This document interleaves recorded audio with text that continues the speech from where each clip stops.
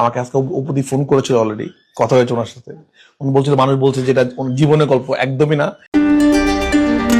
অপুদি আমাকে ফোন করেছিল, বললেন পরিচালক রায়হান রাফি।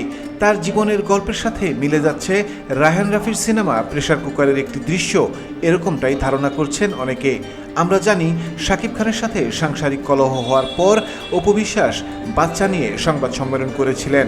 আর প্রেসার কুকার সিনেমায় বুবলিকেও দেখা যায় একটি বাচ্চার সাথে নিয়ে সংবাদ সম্মেলন করতে। আর ঝামেলাটা এখানেই। এই বিষয়ে রায়হান রাফি জানান, এটা কারো জীবনের গল্প না, প্লিজ মিলাবেন না। প্রেস কনফারেন্স তো সিনেমা শুটিংয়ে থাকে, মানে আমার অসংখ্য সিনেমাতে প্রেস কনফারেন্স, কারণ প্রেস কনফারেন্সটা আমাদের বাংলাদেশে কমন, মানে কোনো দুর্ঘটনা ঘটলে প্রেস কনফারেন্সটা হয়। তো ওরকমভাবে বুবলি একটা প্রেস কনফারেন্স করেছে।